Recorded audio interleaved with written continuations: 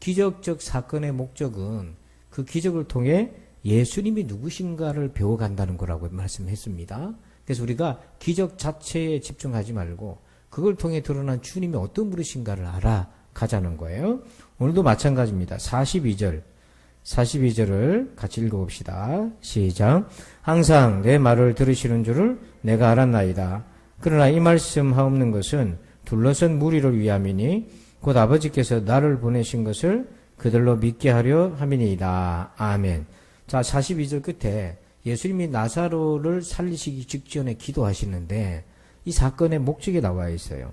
이 모든 것은 42절 끝에 보니까 무리를 위함이니, 지금 그 예수님 주변에 있는 무리들은 제자들 그리고 이 마르다 집안 식구들, 동네 사람들을 위해서 하는 것인데, 아버지께서 성부 하나님이 예수님을 보내신 것을 그들로 뭐하게 믿게 하려 합니다.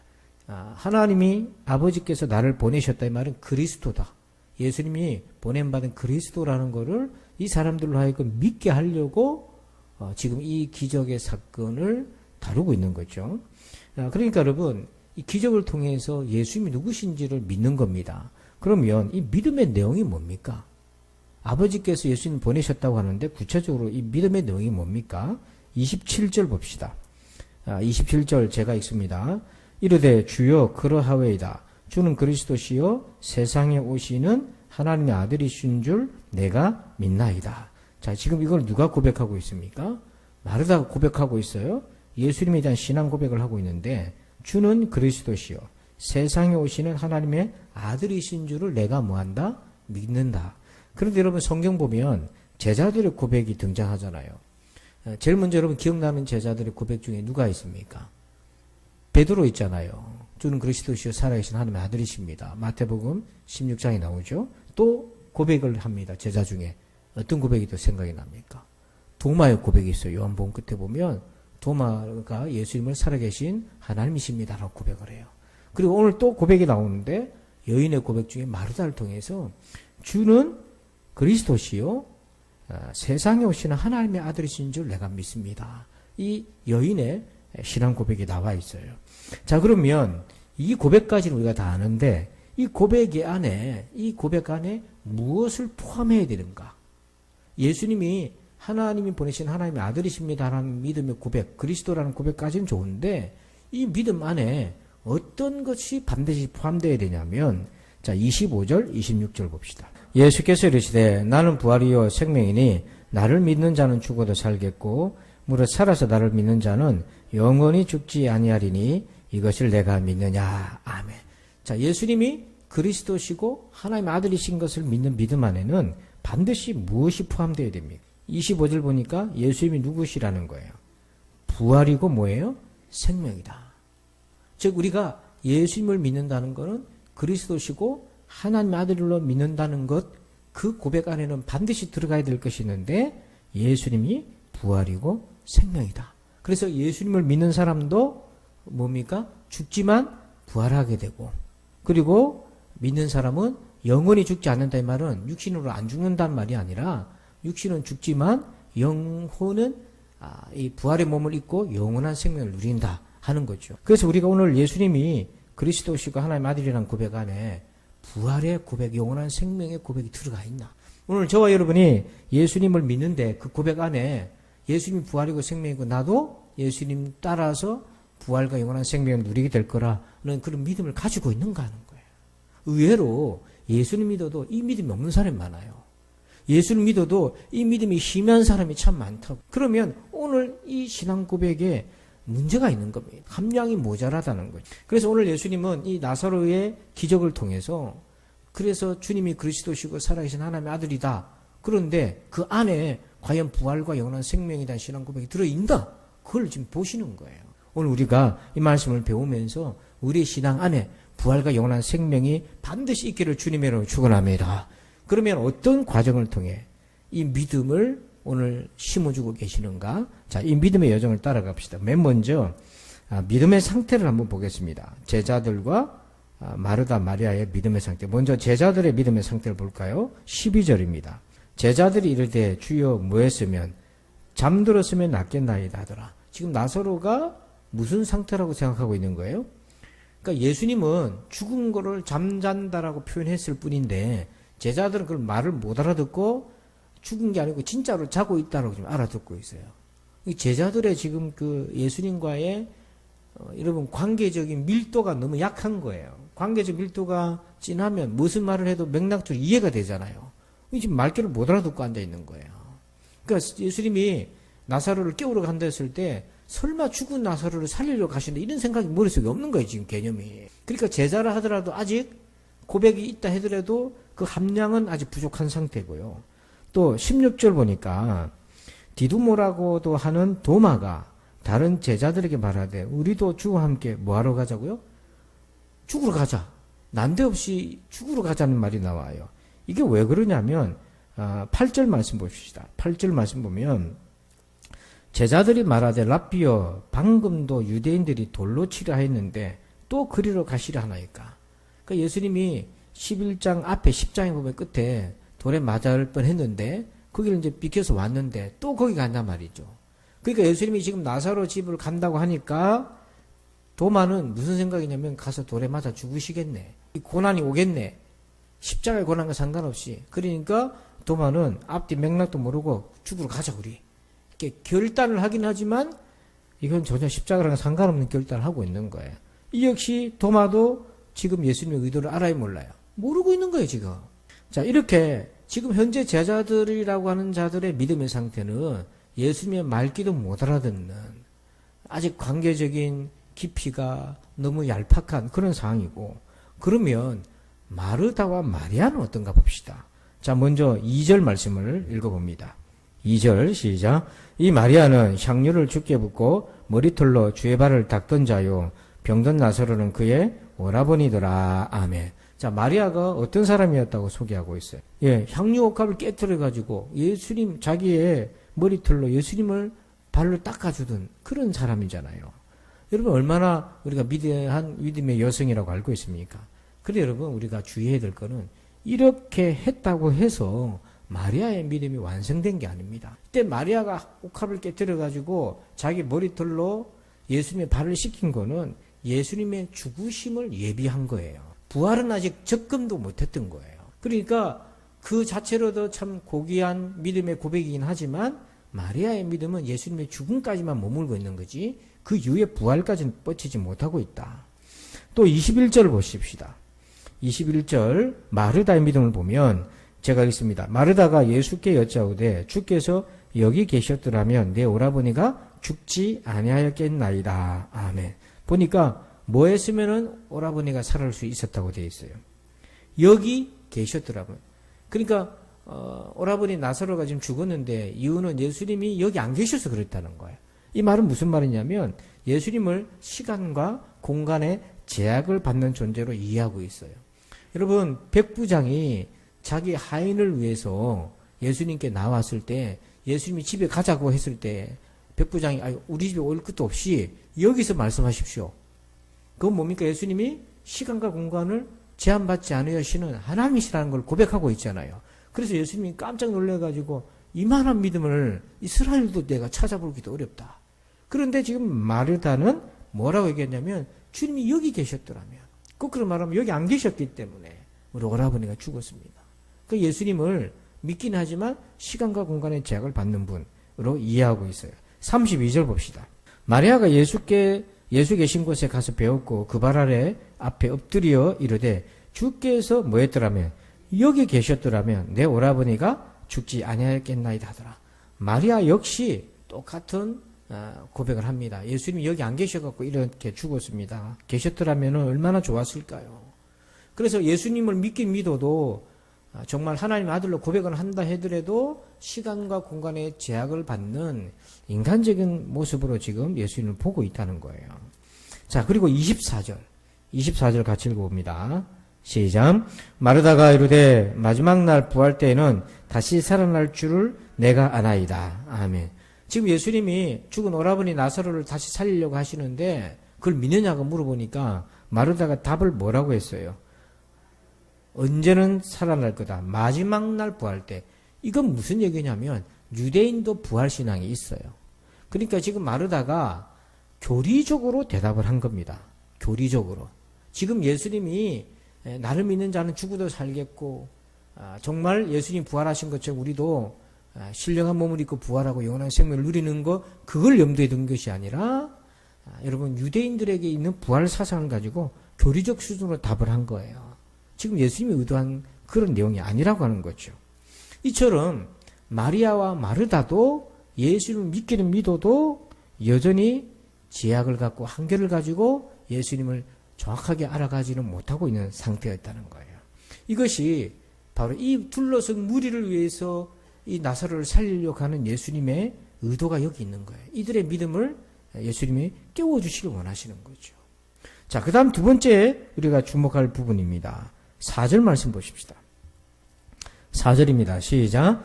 예수께서 들으시고 이르시되 이 병은 죽을 병이 아니라 하나님의 영광을 위함이요 하나님의 아들이 이로 말미암아 영광을 받게 하려 함이라 하시더라. 아멘.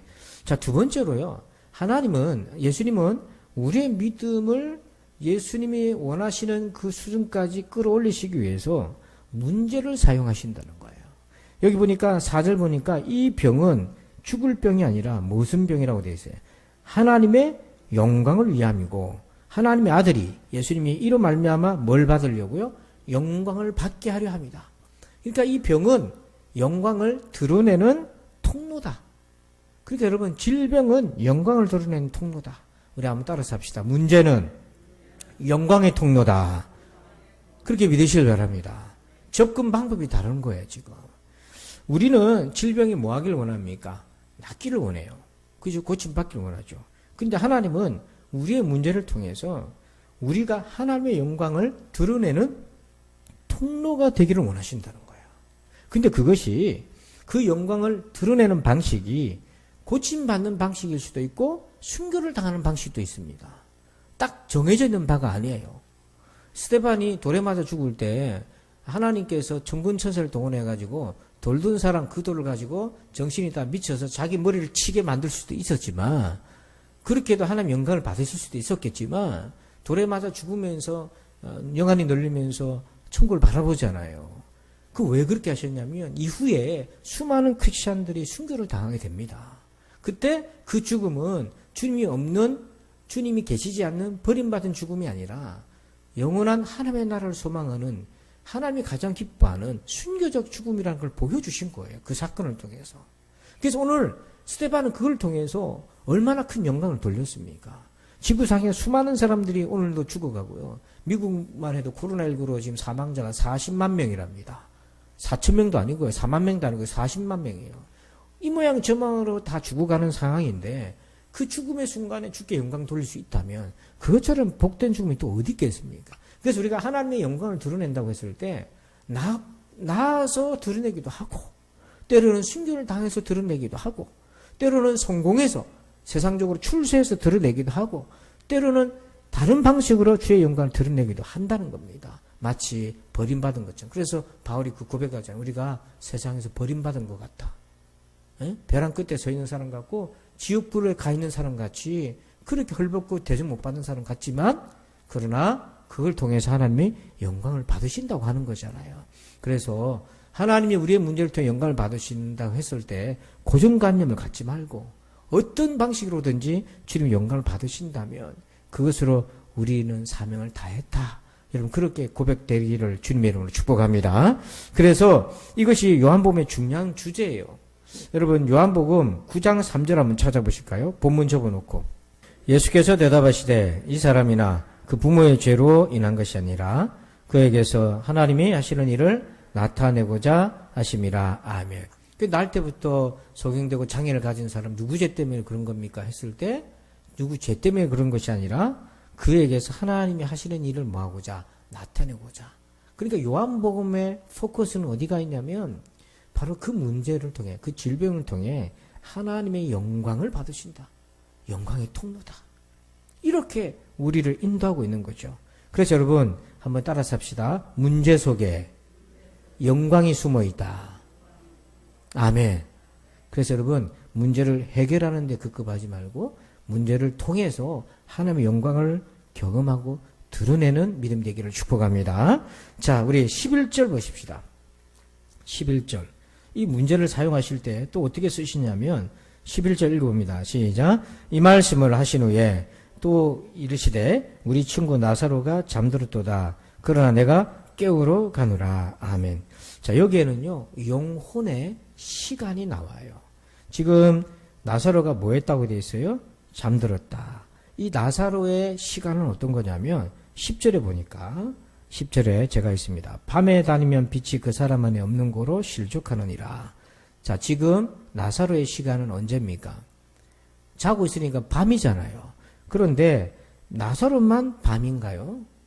제자들도 마르다도 마리아도 영혼의 시간으로 보면 밤에 있는 거예요. 부활의 영원한 생명을 아직 보지 못하기 때문에 여전히 이들의 영혼의 시간은 밤에 있어요. 근데 예수님은 11절에 나사로를 뭐하러 간다고 되어 있습니까? 깨우러 가시잖아요. 누가 깨울 수 있습니까? 깨있는 사람이 깨울 수 있는 거죠. 예? 자는 사람을 어떻게 깨웁니까? 아, 몸부림.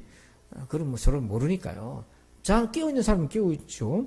그래서 나사로만 깨우는 게 아니고 제자들과 마르다와 마리아도 다 깨우시는 거예요. 그래서 9절에 보면 이들의 시간이 나옵니다. 예수님의 시간이 나와요. 예수께서 대답하시되 낮이 12시간이냐 아니냐? 사람이 낮에 다니면 이 세상의 빛을 보므로 실족하지 아니하고. 지금 예수님의 시간은 어느 시간입니까? 낮에요. 그래서 예수님은 나사로를 통해서 제자들과 마르다와 마리아를 어느 시간대로 초대하고 있습니까? 낮의 시간대로 초대하고 있는 거예요. 그래서 여러분, 우리도요, 제자이지만 우리도 어두운 밤에 처할 수가 있어요. 잠깐 한눈 파면 영혼의 어두운 밤에 처할 수 있어요. 주님만이 깨우고 주님만이 우리를 낮의 시간대로 온다고요. 그래서 요한계시록에 보면 밤낮이 없어요. 왜? 하나님의 영광이 새 예루살렘 성에 가득하니까요. 그게 뭐냐면 잠 안 잔다 그런 개념이 아니라 뭡니까? 깨어있다. 그래서 여러분, 오늘도 문제를 통해서 내 영혼이 밤에 있었다면 낮의 시간대로 깨어나오는 그런 축복과 은혜가 있기를 축원합니다. 자, 세 번째는요, 때를 통해서 믿음을 세우시는데요. 6절 보십시다. 6절을 읽어요, 같이. 나사로가 병들었다함을 들으시고 그 계시던 곳에 이틀을 더 유하시고. 아멘. 자, 지금 사랑하는 나사로가 병들었는데 예수님이 계시던 곳에 얼마를 더 있었다고 돼 있어요? 이틀을 더 유하셨어요. 사랑하신다면서요. 사랑하면 어떻게 해야 됩니까? 달려가야죠. 에? 아니, 이방인 백부장도 초대하니까 빨리 가자 하셨는데 사랑하신다면서 왜 빨리 안 오시나? 근데 이게 이틀을 지체하신 것이 아니라 나중 보면은 마을 어귀에 도착을 했는데 벌써 나사로가 죽어가지고 지난 지가 며칠이 됐다고 돼 있어요. 나흘이면 며칠입니까? 하루, 이틀, 사흘, 나흘이면 4일입니다. 4일. 그러면 이틀을 유하시고 또 가니까 이미 들어간 지가 4일이 지났으니까 이리저리 계산해 보면 길게 잡으면 일주일까지도 지금 시간이 걸린 거 아니에요. 5, 6일 이상 걸린 거 아닙니까? 이럴 수가 있나? 자, 여러분은 사랑하신다면 시간을 어떻게 하실 거예요? 빨리 간다고 생각하죠. 근데 우리 주님은 그렇게 안 해요. 주님은 속도를 조절하십니다. 상황에 맞게. 때로는 빨리 응답을 주시기도 하고. 베드로가 물에 빠졌을 때 주님이 6일 만에 손을 내밀었으면 베드로 벌써 죽었어요. 속히 손을 내밀었다고 돼 있어요. 그런데 더디게 하실 때도 있어요. 더디게 하실 때도. 그 왜 그런가? 주님은 빨리 문제를 해결하는 데 포커스가 있는 것이 아니라 이 일을 통해 이 무리들이, 제자들이 믿음을 온전히 세우기를 원하시는 거예요. 그래서 여러분, 사랑하니까 예수님은 문제를 해결해 주시는 것이 아니라 사랑하니까 문제를 통해서 믿음을 세워주신다는 거예요. 그래서 한번 따라서 합시다. 사랑하니까 믿음을 세우신다. 그런데 사람에 따라 이게 빨리 해도 세워질 사람이 있고 조금 있어야 될 사람이 있고 있다는 거예요. 상황에 따라서. 그래서 17절 보십니다. 17절 예수께서 와서 보시니 나사로가 무덤에 있은지 이미 나으리라. 39절 보면 예수께서 이르시되 돌을 옮겨 놓으라 하시니 그 죽은 자의 누이 마르다가 이르되 주여 죽은 지가 나흘이 되었음에 벌써 냄새가 나나이다. 지금 마리아와 마르다가 섭섭한 거예요. 이 섭섭마이가 들어온 거예요.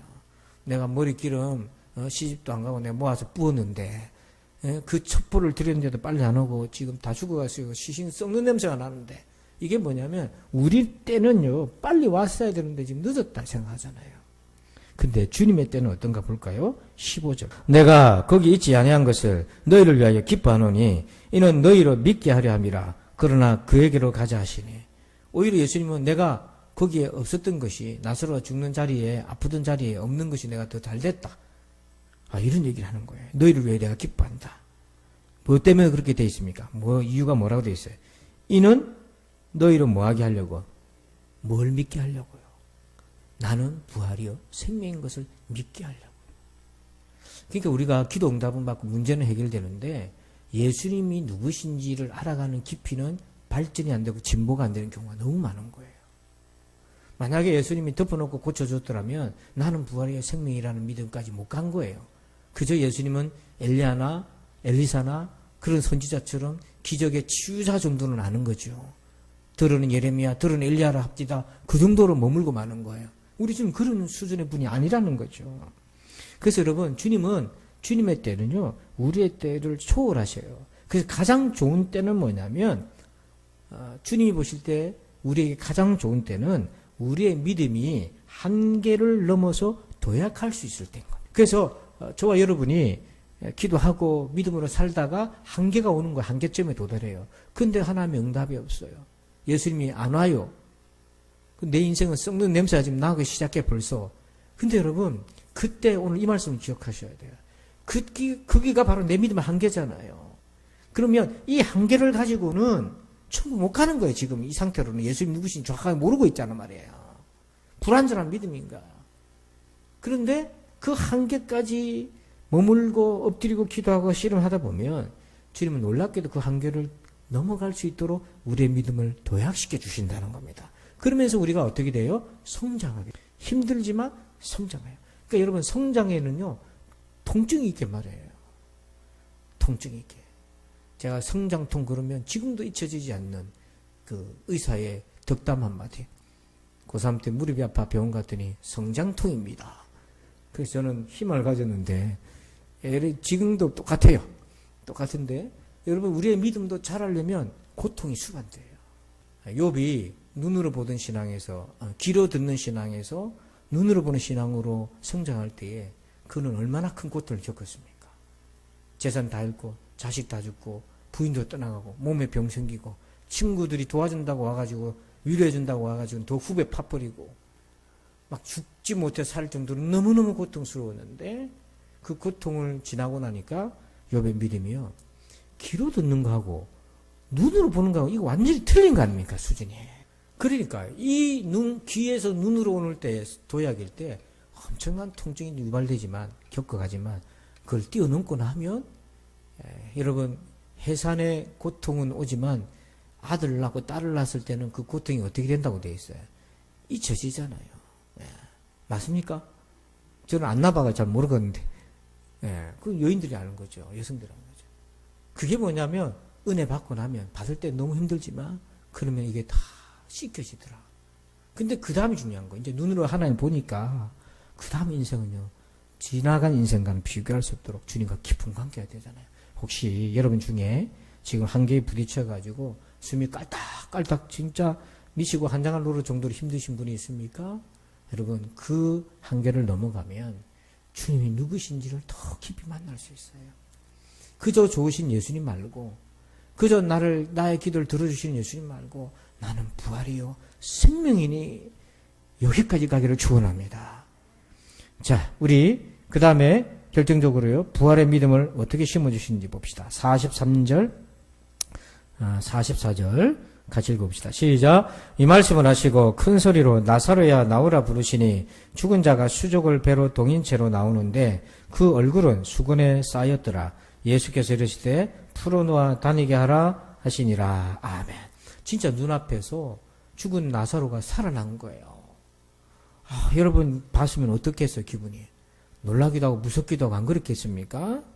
여기 보니까 풀어놓아 다니게 하라 그랬는데 막 자기한테 오면 막 놀랄 것 같아요. 막 이게 어떻게 된 일인지. 자 여러분 죽은 자가 살아난 것은요 오늘 이 사건이 최초가 아닙니다. 자, 우리 성경 한번 보면 열왕기상 17장 23절 화면에 있어요. 같이 읽어봅시다. 시작. 엘리야가 그 아이를 안고 다락에서 방으로 내려와서 그의 어머니에게 주매르되 보라 네 아들이 살아났느니라. 엘리야가 사르밧 과부의 아들을 죽은 아들을 살려요.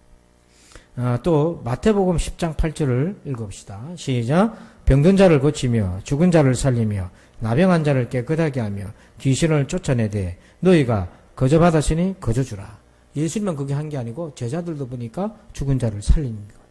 그 실제로 사도행전 9장 40절 읽어봅니다. 시작. 베드로가 사람을 다 내보내고 무릎을 꿇고 기도하여 돌이켜 시체를 향하여 이르되 다비다야 일어나라 하니 그가 눈을 떠 베드로를 보고 일어나 앉는지라. 참 신실했던 과부였던 이 다비다가 죽었는데 베드로가 살려냈어요.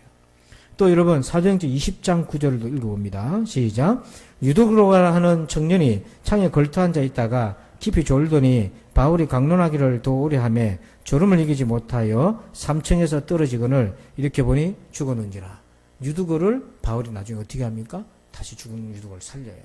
여러분 저는 그런 능력이 없으니까 예배당에서 조시지 마시기 바랍니다. 예, 그건 책임질 수 없어요. 저는. 예, 껴있어야 돼. 껴있어야 돼. 그런데 보니까 성경에 진짜로 예수님 말고도 예수님 오시기 전에도 엘리야도 죽은 자를 살렸고 또 제자들도 그랬다는 거예요. 여러분 이거를 우리가 잘 구분하셔야 되는데 이러한 부활 또는 소생은 한 개인의 부활과 소생이지 죽은 자 전체를 대표하는 부활이 아니에요. 그러니까 이들의 소생과 예수님의 부활은 다른 얘기인 겁니다. 예수님의 부활은 한 개인의 부활이 아니라 우리가 주 안에 있는 모든 이들에 대한 대표적 부활의 사건인 거예요. 말은 이들도 다 죽잖아요. 그 죽음은 우리를 위한 대속의 죽음이 아니잖아요. 자기 개인의 죽음으로 끝난 거죠. 근데 예수님의 죽음은 개인의 죽음이 아니라 누구를 위한 죽음입니까? 모든 우리를 위한 죽으심인 거죠. 그래서 이들의 부활의 사건과 소생의 사건과 예수님의 부활의 사건은 이게 전혀 다른 맥락에 있다. 그럼에도 불구하고 오늘 보니까 하나님의 역사 속에는 죽은 사람들이 살아날 수 있다. 자, 그런데 이거를 부활의 증거로 볼 수 있을까 하는 거죠. 여러분 우리가 부활의 증거를 어디서 찾을 것입니까? 먼저는 이것처럼 죽은 자를 살리는 기적을 통해서 부활의 증거를 찾으려는 사람들이 있어요. 그래서 실제로 보면 죽은 사람을 몇 달을 넣어놓고 장사도 안 지내고 살리겠다고 씨름했다가 뉴스 나오는 일도 많죠. 그리고 부흥회 같은 데 있는데 사기꾼들이요. 죽은 아들을 살린다고 죽은 사람을 갖고 나와가지고 애가 죽은 거예요. 저도 그 영상을 봤는데 애가 죽었어요. 갓난 애가 죽어서 엄마가 들고 나왔는데 그 집회 인도자가 기도해가지고 애가 깨어나고 하고 살았어요. 그 나중에 알고 보니까 사기였다고요. 그게. 그러니까 여러분 부활의 증거를 실제로 죽은 사람이 살아난 걸 통해서 부활의 증거를 찾으려면 안 된다는 얘기인 거예요. 그러면 부활의 증거는 무엇인가 하는 거죠. 자, 그 답을 봅시다. 25절, 26절 봅니다. 성경 본문 25절, 26절 읽어봅시다. 시작. 예수께서 이르시되 나는 부활이요 생명이니 나를 믿는 자는 죽어도 살겠고 무릇 살아서 나를 믿는 자는 영원히 죽지 아니하리니 이것을 네가 믿느냐. 아멘. 여기에 부활의 증거가 있어요. 부활의 증거는 누구십니까? 죽은 자가 살아난 것으로 부활의 증거를 믿으려 하지 마시고 예수님이 부활의 증거라는 겁니다. 아멘. 여러분 이걸 헷갈리면 안 되는 겁니다. 이 말씀을 잘못 이해해가지고 부모님이 돌아가셨는데 전에 뉴스에 나왔잖아요. 아들이 몇 달을 장사 안 지내고 엄마 시신을 방에다가 뭐 어떻게 어디다 했는지 몰라도 그 시신을 두고 다녔잖아요. 그래서 택시 안에 시신이 있고 막 그래가지고 난리친 적이 있잖아요. 여러분 절대로 부활의 증거를요 육신의 여러분 사람이 한 번 죽는 것은 히브리서에서도 말씀하잖아요. 사람이 한 번 죽는 것은 뭐한 거다? 정해진 것이다. 이거 하나님의 뜻이에요. 섭리예요. 그 위에는 심판이 있다.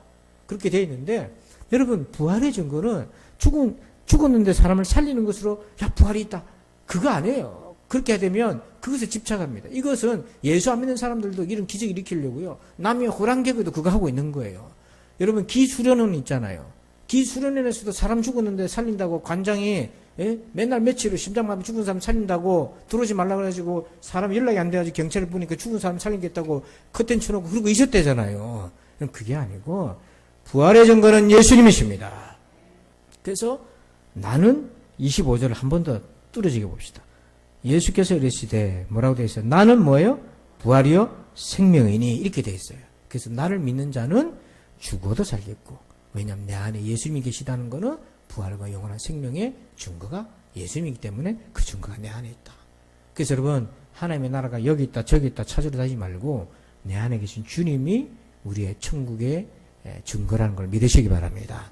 그래서 마지막으로 45절 가봅시다. 엇갈린 반응이 나오는데요. 45절을 읽어봅니다. 시작. 마리아에게 와서 예수께서 하신 일을 본 많은 유대인이 그를 믿었으나, 그 사건을 통해서 많은 유대인들이 예수님을 뭐 했다고 되어 있어요? 믿었어요. 기적을 통해 믿었어요. 근데 이 믿음이 과연 부활의 믿음과 연결됐는지 안 되는지 모르지만 어쨌든 믿었다고 되어 있어요. 그런데 다 믿은 게 아닌 거예요.